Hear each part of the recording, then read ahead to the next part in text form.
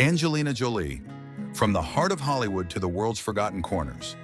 Angelina Jolie, a name that conjures an image of a woman with piercing eyes, a mysterious smile, and a life full of highs and lows. She was born on June 4, 1975 in Los Angeles, California, a city that seemed destined to cradle a future star. Her father, Jon Voight, was an acclaimed actor with an Oscar to his name, while her mother, Marceline Bertrand, was a model and actress known for her beauty and warm spirit. But Angelina's early life wasn't all glamour. When she was just one, her parents split, leaving her to grow up with her mother and older brother, James Haven, in a household shaped by love, but tinged with instability. Her childhood unfolded between New York and Los Angeles, steeped in dreams she didn't yet know would come true. At 11, she enrolled in the Lee Strasberg Theater Institute, a place that had honed talents like Marlon Brando and Al Pacino.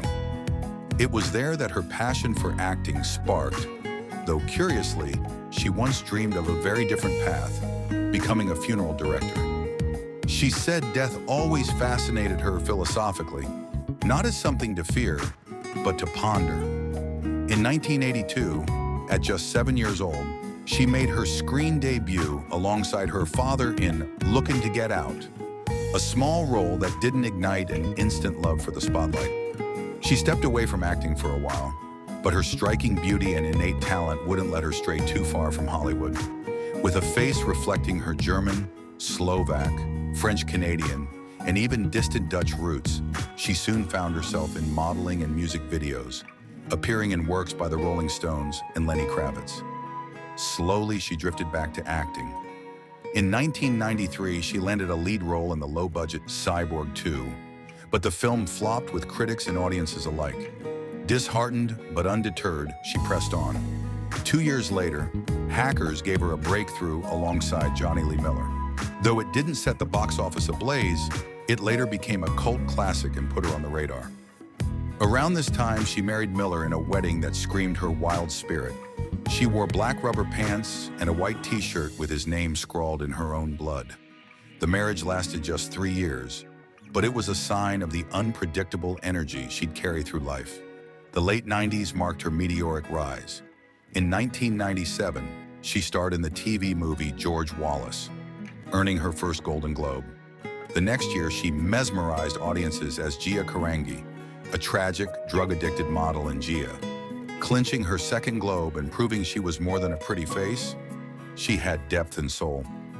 Then came 1999, when Girl, Interrupted cemented her legacy. Playing Lisa, a rebellious mental patient, she stole the show and won an Oscar for Best Supporting Actress, etching her name into Hollywood history. Fresh off this triumph, she leapt into blockbusters. In 2001, Lara Croft Tomb Raider turned her into a global icon, a female action star who dominated the screen. Though critics were lukewarm, the box office roared, cementing her star power. Her personal life grabbed headlines too. In 2000, she married Billy Bob Thornton, her co-star from Pushing Tin. Their eccentricities, like wearing vials of each other's blood, made them tabloid darlings. But the union fizzled out after 3 years. Then came 2005 in Mr. and Mrs. Smith, where she starred opposite Brad Pitt.